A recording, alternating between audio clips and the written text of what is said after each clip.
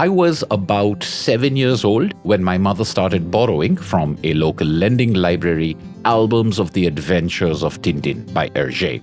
And while it's possible that she had encountered these comics before, I like to imagine that she and I discovered and explored these comics together, with her as the driver and me as the passenger. 4 or 5 years later, for my 11th birthday, my parents gifted me about 24 He-Man and the Masters of the Universe mini-comics. I owned 2 of those toys or action figures, and both the toys had come with a mini-comic each. I'd spent as much time reading and rereading those 2 mini-comics as I had playing with the toys. This had not escaped my father's notice, and he somehow sourced more than 24 of those comics without needing to buy the toys. Till this day, that is my personal epitome of reading your kid's mind and hunting down the perfect present. Around the same time, age 11 or 12, a school friend lent me a number of American superhero comics, a common love that we had bonded over. But unlike the Superman, Batman, Spider-Man comics that I was familiar with, this selection of comics, although published by the familiar DC, starred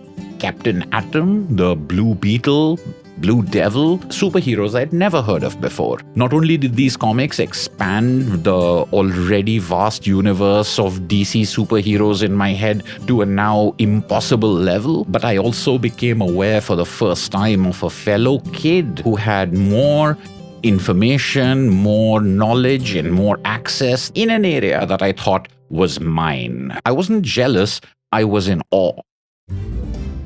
So, Tintins remind me of my mother's enthusiasm. The He-Man mini-comics remind me of my father's clairvoyance. Captain Atom fighting the samurai reminds me of my friend's worldliness. And that's just the tip of the iceberg. When day 17 of 31 Days of Comics, the prompt-based comics recommendation game that we play on this channel from time to time, when day 17 asked for a comic that reminds you of someone, I found that I have literally a lifetime of introductions and exploration and associations that I could draw from to answer this. But the most potent memory, the first one to jump to mind, was not one from childhood, was not one of family or of friends. Instead, it was the memory of a stranger, a person I never met and exchanged only 2 or 3 brief emails with.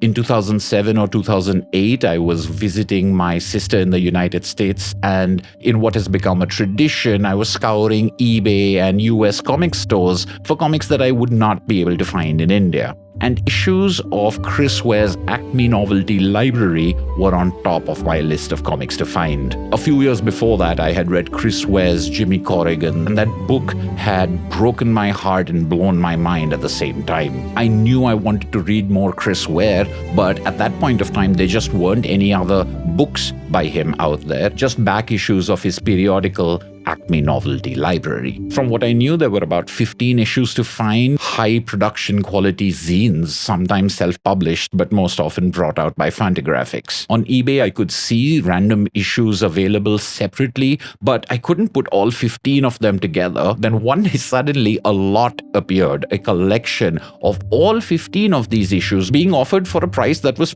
pretty reasonable given what I knew individual copies, the ones that were available at least, were selling for. I didn't have to think about it too long, and I made that purchase. A few hours after that, I received a message from the sellers telling me that he would be mailing it out the next day, and he did mention that he was selling some other comics as well, and I should take a look at what else he had on sale. As I went through the rest of what he had on sale, I realized that this was a treasure trove of independent American comics that this guy was selling. None of these were graphic novels, just like Acme Novelty Library. They seemed to be mainly a collection of zines and issues of periodicals of famous writer-artists. I made an offer of 1 or 2 of the other pieces. There wasn't much more I could afford once I'd spent my money on the Acme Novelty lot. In the second email back to me, he ended by saying, of all the comics I'm selling, these Chris Wares are the ones I'm going to miss the most. And that statement really stuck in my head. And even though I'm not a very chatty person when I'm transacting online, I'm pretty much all business. For the first time, I asked a personal question. If you don't mind, why are you selling these? He wrote me back a short email saying that he was retired and downsizing and moving to a smaller place and needed to get rid of all of his comics, which I have to admit made me sad. The only response I could send back to him was, please rest assured that you are selling these comics to someone who's going to truly treasure them. He wrote me back saying thank you, and I believe that was the last communication I ever had with him. Before making this video, I went back through my records on eBay and Gmail, but all evidence of this interaction seems to have been wiped out by time. Some days later, when the package arrived, I was surprised. I expected it to be a small-sized package because what I was expecting were these kind of issues, which I did receive in that package. Most of these issues, with interesting formats,